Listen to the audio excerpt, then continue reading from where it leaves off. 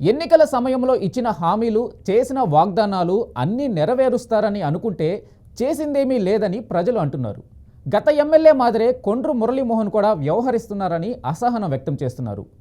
ఏదో అనుకుంటే ఇంకేదో అయిందనే చందంగా రాజాం నియోజకవర్గ పరిస్థితి మారిందని విమర్శలు వస్తున్నాయి.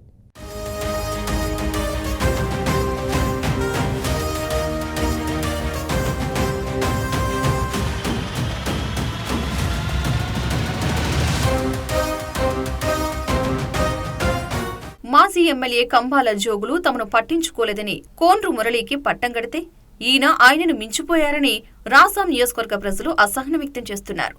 ఎమ్మెల్యేగా మురళీమోహన్ గెలిచి 6 నెలలు గడిచినా నియోజకవర్గంలో ఎలాంటి అభివృద్ధి పనులు చేయలేకపోయారని ఆరోపించారు.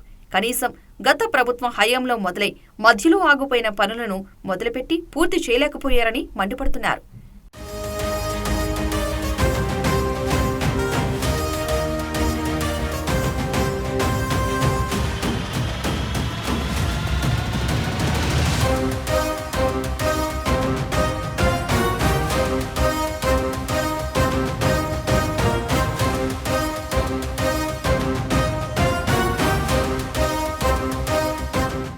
నియోజకవర్గంలోని గత సమస్యలు అలాగే ఉండిపోయాయని, అసలు వాటి గురించి పట్టించుకోవడం లేదని అంటున్నారు స్థానికులు. రైతులకు ఇచ్చిన హామీల్లో ఏ ఒక్కదాన్ని కూడా ప్రారంభించలేకపోయారని అన్నదాతలు చర్చించుకుంటున్నారు. మడ్డు వలస, తోటపల్లి రిజర్వాయర్ పనులు ప్రారంభించలేకపోవడం, వంతెనల నిర్మాణ పనులు ప్రారంభించలేకపోవడం వంటి అంశాల విషయంలో ఎమ్మెల్యేపై ప్రజలు గుర్రుగా ఉన్నట్లు సమాచారం.